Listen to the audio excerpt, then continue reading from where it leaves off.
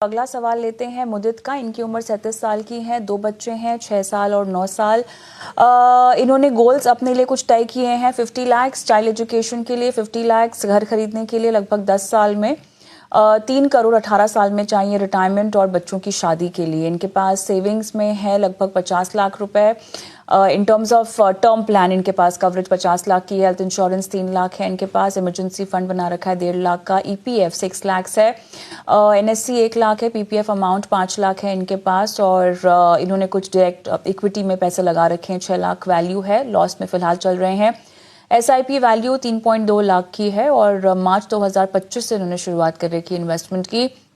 Core portfolio में Parag Parekh flexi cap 5000, Motilal Oswal large and mid, HDFC mid cap, Invesco small cap, Kotak multi cap, ICICI multi asset, Edelweiss gold and silver fund of fund ETF, और साथ ही इनके पास Nippon Nifty 50 भी है।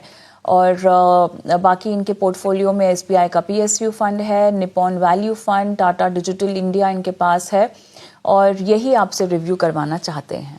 Okay, details काफ़ी दे दी हैं इन्होंने, तो मेरे ख्याल से प्लानिंग करना आसान होगा। फंड मिक्स कैसा है, अलाइंड है इनके गोल से? नहीं कविता जी, बिल्कुल मुझे लग नहीं रहा है कि अलाइंड है। और हालांकि गोल्स तय किए हैं, ये बहुत अच्छा है। इन्होंने कोर एंड सैटेलाइट पोर्टफोलियो बनाने की कोशिश की है, वो भी अच्छा होता है। बट जिस हिसाब से बनाया गया है पोर्टफोलियो, वो मुझे लग रहा है बिल्कुल भी सही नहीं है। पहली बात, इन्होंने डायरेक्ट इक्विटी में इन्वेस्ट किया जहां पर 20% का लॉस है।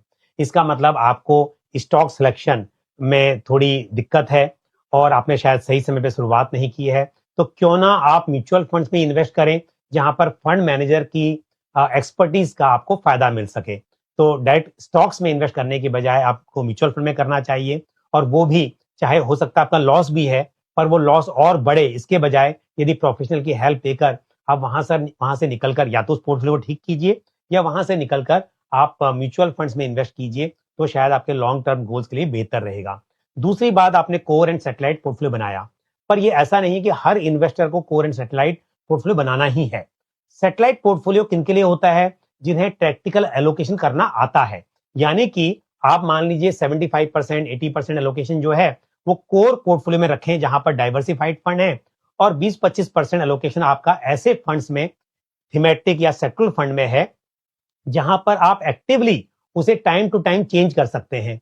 पर आपने क्या किया, आपने 1 साल पहले इन्वेस्ट कर दिया टाटा डिजिटल इंडिया फंड में, और वहां पर भी 1 साल में करीब करीब 20% के आसपास गिरावट आ गई।